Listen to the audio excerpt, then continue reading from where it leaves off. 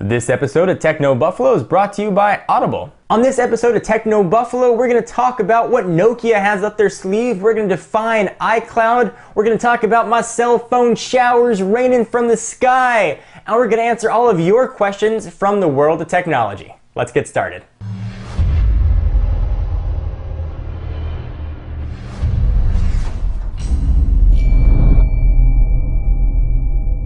Welcome everyone to another edition of Ask the Buffalo. This is a chance where you get to ask me, John Rettinger, any question you have from the wide world of technology with a little dose of awesome sauce to spice things up. You can ask your questions in one of two ways. First, you can go ahead and send it to me on Twitter at John4Lakers or at TechnoBuffalo. Just have to use the hashtag AskTheBee and you can ask anything you want. Otherwise, you can check out TechnoBuffalo.com. Once a week, we will post an article up on the site asking for your questions, and you can leave those right down in the comments. So, let's go ahead and jump into question number one. So the first question comes from Twitter. User InfinityPark003 asks, John, do you think that the Nokia partnership with Microsoft is going to be a success? We got the first super secret sauce sneak preview of the device codenamed C-Ray. Stephen Elop asked everyone to turn off their camera phones as he showed them to the world. So now I am going to just ask everybody to put away your cameras. And of course that's code for everybody. Please turn on your camera phone and record. And if you'll notice that I'm actually using a Windows Phone 7 device to hold this up.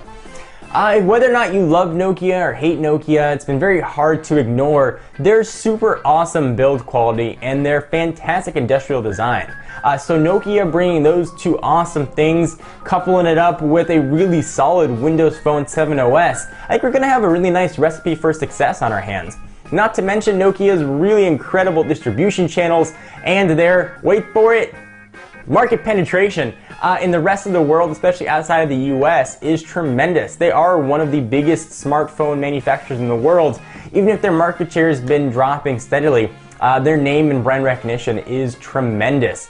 Put Microsoft's resources behind it and I think you're definitely going to have a winner. So I think we're going to see the number one smartphone OS being Windows Phone 7 in the next couple of years? Certainly not. But I do think we're going to see a really solid third place and a great option right behind iOS and Android. So do I think it's going to be a big thumbs upness? The answer is yes, I most definitely do. Especially when you put in a little slice of mango in there, it's going to be an absolutely delicious combination, and I'm looking forward to getting my hands on the first Windows Phone 7 Nokia device. So hopefully that helped answer your question. Our next question comes to us from TechnoBuffalo user Austin Childers, who asked, John, do you think the Droid Bionic is completely canceled, or is it going to be called a different name? We first saw the Droid Bionic, if you remember, back at CES 2011 at Verizon's awesome Don't Ask Us About the iPhone keynote when they announced some really cool 4G LTE devices which have already come to market, including the LG Revolution. So many new phones, so little time, but they're all from Verizon. Guys, slow down. I got the trophy. We'll do that one later. It's the LG Revolution. The Droid Charge and a few of their MiFi devices. But what we haven't seen is the Bionic, which is supposed to be the first dual-core. That's 2 for the number of cores smartphone 4G capable on Verizon. Right now, the 4G devices are only single core, and the only dual core device does not have that 4th G in the Motorola Droid X2. So we're supposed to have already seen the release of the Droid Bionic, but we kept hearing it got canceled and canceled and canceled and delayed and delayed. In fact, we were one of the first sites that actually reported officially on the delay. However, Motorola is now taking to Twitter to say the Droid Bionic is indeed coming.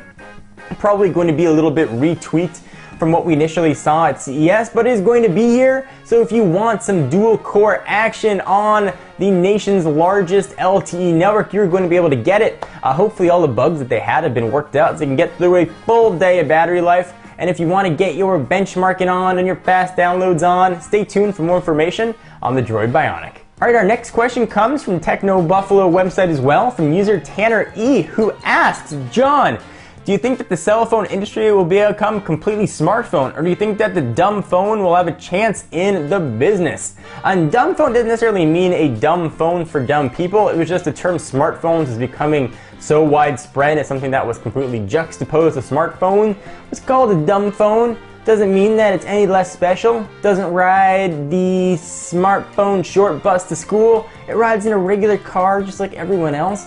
But the era of phones that just make phone calls is very quickly coming to an end. We can hold the eulogy in the Razor's honor.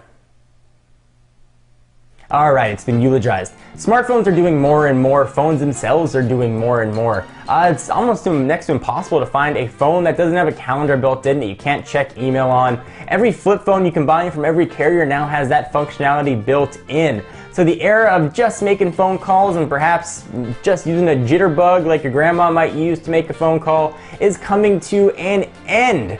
Everything is becoming smarter, things are evolving, phones are getting more complex. So we're done, unfortunately. If you just want to make a phone call, you're going to have a hard time finding a phone. So go out and pick up a Razor on eBay or Craigslist while you still can. Not to say every phone out there is going to be Android, WebOS, iOS, Windows Phone 7. They're also going to be simple phones, but the operating system that the simple phones are running are becoming more and more complex. So that was a crazy convoluted answer. That was my hand signs for convoluted. To say that, yes, this dumb phone as we know it is changing, everything is becoming much smarter. The next question comes to us from TechnoBuffalo from user Safi, who asks, John, can you explain to me what iCloud is? I really don't get it. That's a question that I've been getting quite a bit. What is iCloud? Why am I hearing about iCloud everywhere I go? What is a cloud? Am I going to lose my data if it rains, if there's a wind? It is not what's in the sky. It's got nothing to do with the actual cumulus thingies that might be above you right now. What a cloud essentially means is just a shared server, shared hard drive space on a server somewhere else, not stored locally, not on your home, not on your computer. So what Apple's iCloud is, and that's sort of the baked-in cloud computing that's in Apple's new iOS. We're going to see it integrated into their next generation operating system called Lion.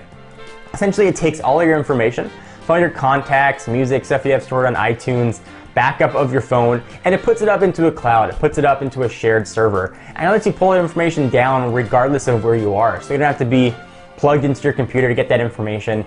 You don't have to be tethered to any particular device. Anywhere you are, you have access to that cloud. And the reason it's sort of called the cloud is because you can access it anywhere. No matter where you are outside, you can look up, see a cloud, and get your information. Sort of a simple way to explain it, but it's just a shared server in the sky that lets you access your information completely wirelessly. And iCloud essentially does all of that, and it'll sync all of your information with stuff that's been stored on a remote server that Apple has. So oversimplistic explanation, but I hope that you found it useful. So I'd like to take a minute to thank our friends and sponsors at Audible.com, the best way to get audiobooks on your MP3 player of choice, including iPhone or iPod Touch. I actually just finished Freakonomics. It took me about 4 days in the car. It's a book I've been dying to read, but haven't had a chance to actually sit down and read the actual book. Audible.com lets you catch up on all your reading while you are driving, walking, anywhere that you have access to an MP3 player. If you want to check out Freakonomics or any of Audible's 75,000 titles, be sure to check out audiblepodcast.com/techno. You can download a free audiobook of your choice. Awesome way to catch up, it's super convenient, it's fun, and you get a chance to use your cell phone or your MP3 player. Another cool thing you can do with electronics. So thank you again to our friends at Audible.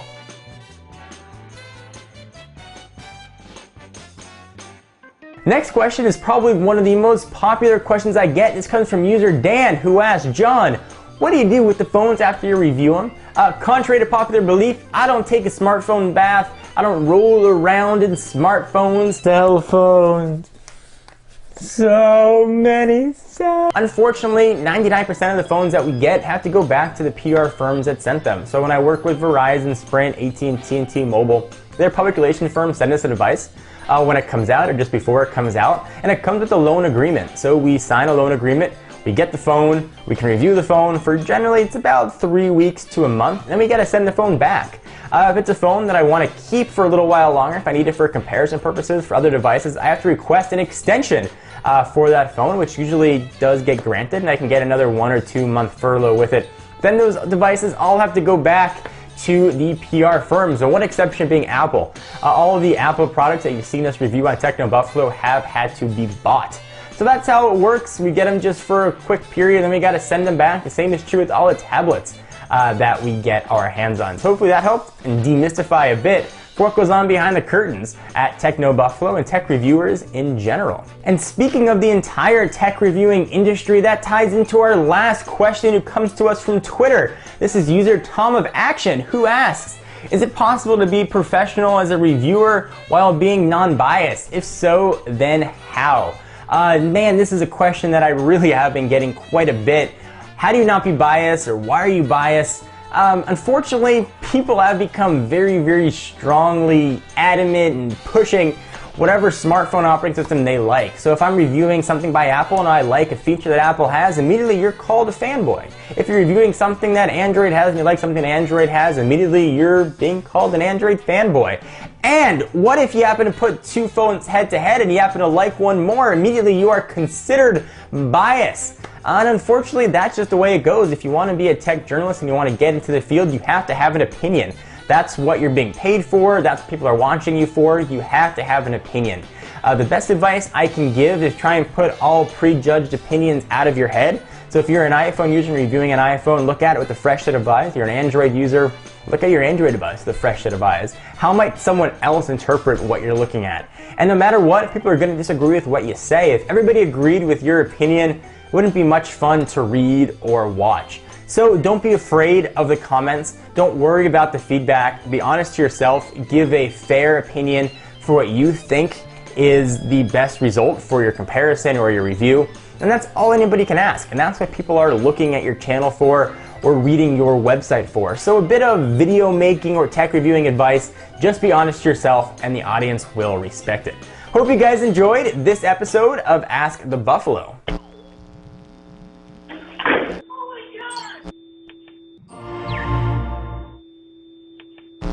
I'm gonna play Mario theme song with my eyebrows. Ready?